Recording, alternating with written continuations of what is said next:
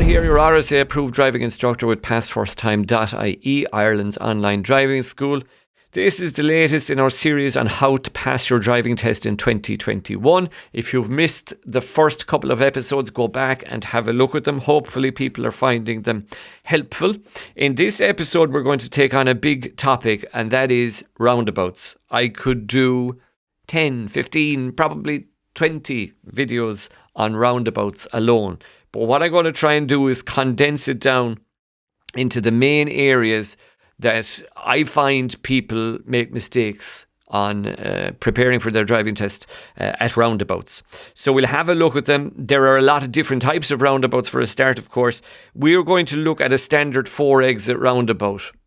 Because it's important that you have a good base. So we're going to work from this base, and then in your area, if you have the likes of mini roundabouts as you see here, you'll work with your instructor on how to deal with that.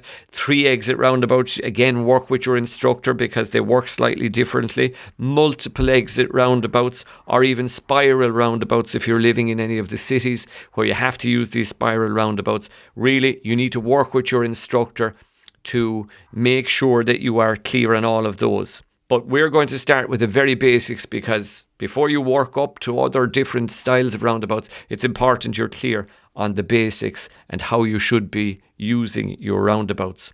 So it all starts, for me, the biggest error I find from the start is people are coming in a little bit too quickly into their roundabouts.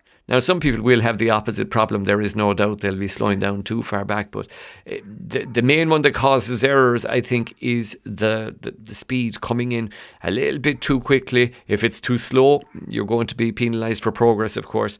But too quickly, it can be very dangerous, because coming to a roundabout, you have a lot to do. You have to make sure your gear work is done properly, your observation is done correctly. So adjust your speed to suit the roundabout. And how quickly you come into a roundabout, the speed you come in at will vary, again, according to the roundabout. In other words, you wouldn't come into the small little mini roundabout as quickly maybe as you would come into a nice big 4-exit roundabout. So adjust your speed to suit the roundabout. But ideally, you want to be down in second gear with your clutch work done, your clutch up, about maybe 5 meters or so before the roundabout. And that allows you to focus in that last couple of meters totally on the roundabout and what you're doing. If you're changing gears in the last couple of feet or meters, it can be dangerous, and you're focusing on something else. So get the work done early so that you can focus on what is happening on the roundabout in those final couple of meters. The speed then allows you time for the next topic, which is observation. Start your observation early. Most people will start looking to the right maybe a little too late, but you should be giving glances well back as you approach the roundabout. Not alone looking to your immediate right, but also looking across to the exit on the far side, and then on a small roundabout even looking at the exit here, because traffic on these coming into the roundabout from these exits may affect you by the time you get to the roundabout. So very good overall observation from an early stage. And you should have figured out then from your observation what's going to happen as you approach the roundabout. The next area we're going to look at is lanes. It's very important you're clear on which lane you should be in for the direction you're going, and also making sure you stay in that correct lane until it is time to leave your roundabout.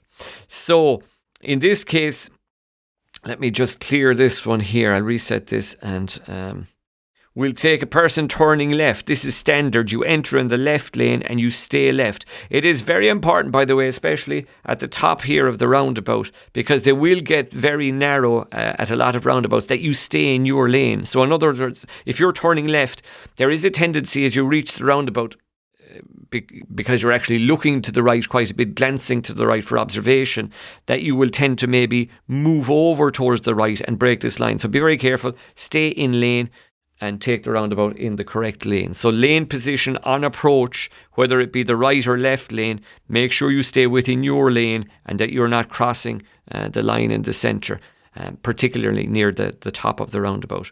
The other lanes you need to be careful of is I find one is that if the second exit is straight ahead, if it's the right lane, some people will come in, and once they get into the roundabout, they'll move over to the left lane early to leave.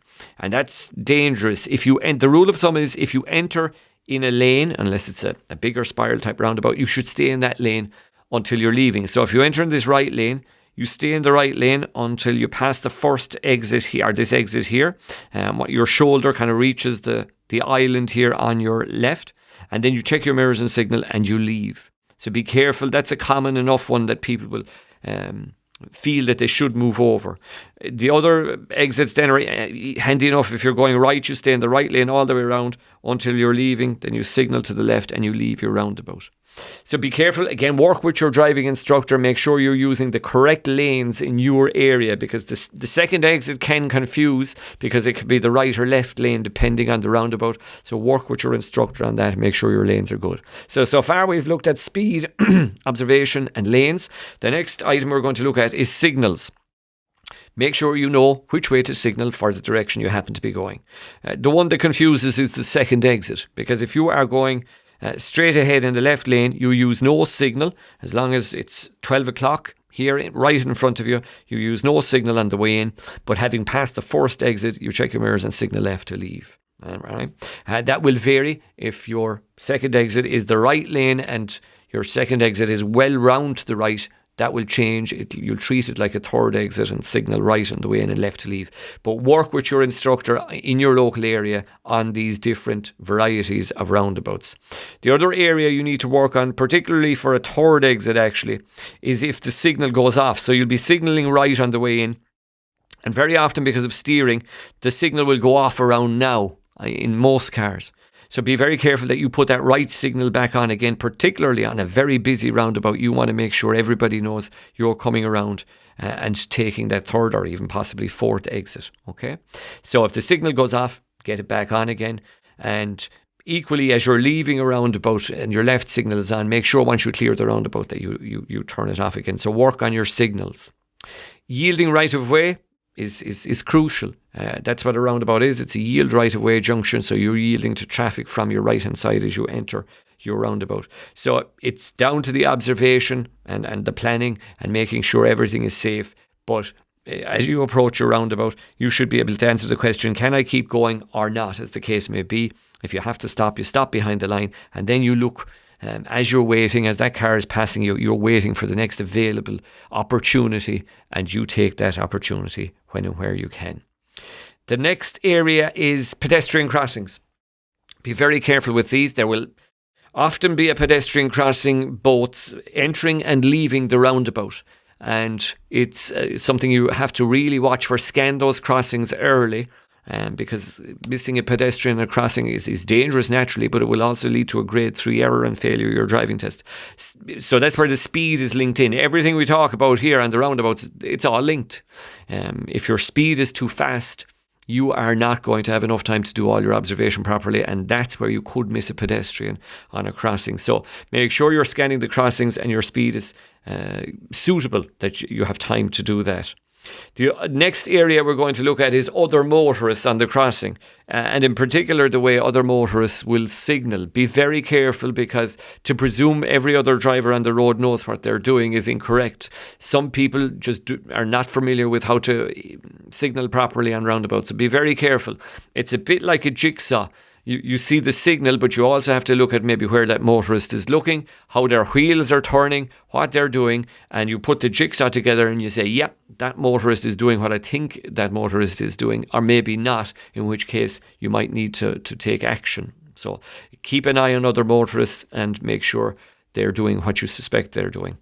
And the final one that we're going to look at, there are loads more, there really are. I could make 10 videos on this, but these are very common reasons.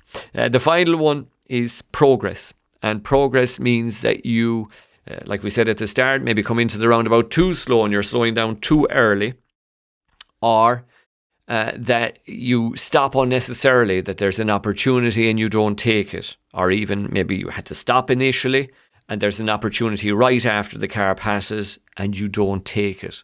So you must keep active the whole time. So if you were looking at an oncoming car and you say, yes, I'm going to have to yield to this car and I'm going to stop just before the line, immediately then you're saying to yourself, is there a gap behind this car where I can move into the roundabout the minute this car has passed? So you're working your way. It's the old observation anticipation and planning. You see it, you anticipate what's going to happen, and you plan what you're going to do. So be careful on the progress. On a driving test, naturally, you're trying to be safe and careful, but you don't want to be overcautious, because this can lead to test failure and to grade 2 or grade 3 errors. So that's it in a nutshell. If you want more, go back in my videos here on YouTube on the roundabout. I do have a few more on roundabouts, which will give you nice tips. Or if you want to go into big detail on roundabouts, check out our course online at PassFirstTime.ie for more information on roundabouts. And also there's a free 3-part driving test secrets mini course there. You can sign up for that. It'll cost you absolutely nothing. That's it for this video. We will be back with more tips on how to pass your driving test in 2021 in the next video. Safe motoring and good luck with your driving test.